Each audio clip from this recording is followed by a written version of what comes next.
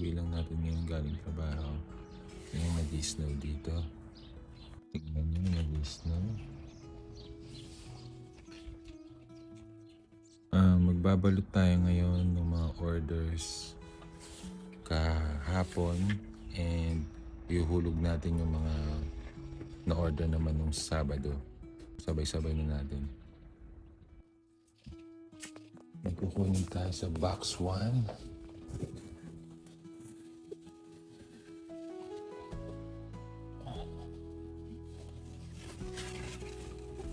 Ito.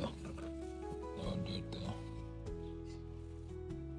Box 8. Box 8.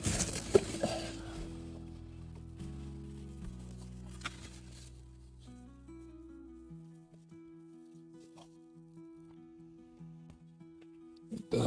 Order dito. 5 pala yung order nila.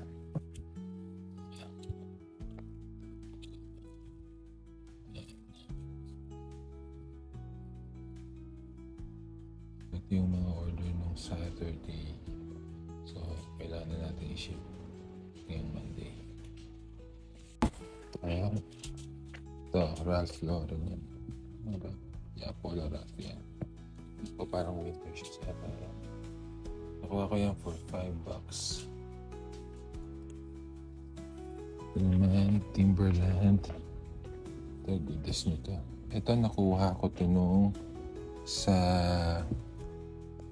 storage. Abangan niyo yung video na gagawin ko para doon sa first storage unit na nakuha namin. Yung mga nabenta na doon. So, nabawi na namin yun. Yung EV3 na Lego nabenta na yung dalawa. For $25 and $28 ata yan. Balot na tayo ngayon.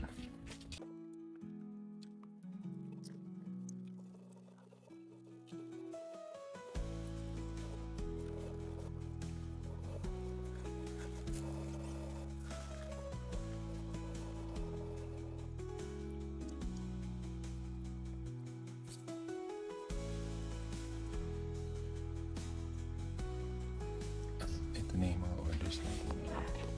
Yan. Orders natin yan from Saturday and Sunday.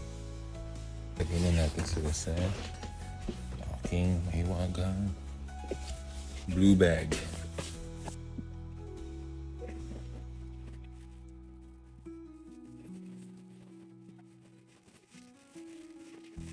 Merong mga boxes ako na ito, iba papunta ng USPS. Iba naman sa FedEx. Kasi minsan ginagamit ko yung FedEx kapag malalaki o kaya mabibigat. Kasi mas mura doon. And then mas safe. Lalo na pag mga babasagin. Yan, FedEx ko sila. Gaya nito. Ito, FedEx to. Kasi ano siyang mahaba. So, mas mura pag sa FedEx. Ito din, FedEx to. Kasi, ano to, babasagin. So, mas safe sa FedEx. Papunta na tayo ngayon sa USPS at FedEx. Naghuhulog tayo ngayon. Yung snow. Ganyan sa Illinois. So dito sa Illinois, mahirap na ang garage sale. Mahal ang garage sale dito pag winter. Samahan niyo ako maghulog sa USPS and FedEx. Buti na lang ang USPS sa amin. Like 3-5 minutes away lang sa amin. So patok na patok yung business namin na eBay. Malapit lang. Yung FedEx like mga 10 minutes away. So andito na tayo sa USPS. Of course, stop natin.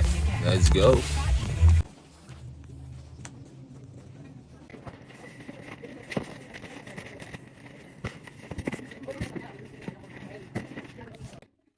Relax na yun.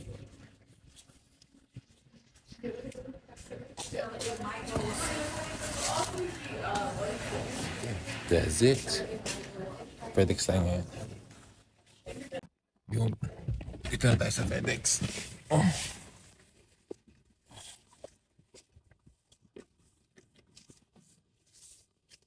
We can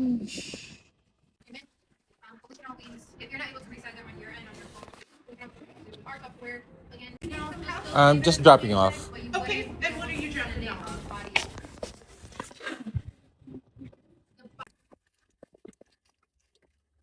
Woo! After snow. Yan ang daily routine ko dito. After work, eBay. Pagka hindi ako nagdodobo sa trabaho. Kaya dito konting sipag lang. That's it for the day. Gagawa muna tayo ng mga errands. Sana suportahan nyo yung page, yung TikTok, yung FB page ng Pinoy Trips and Clips. Thank you!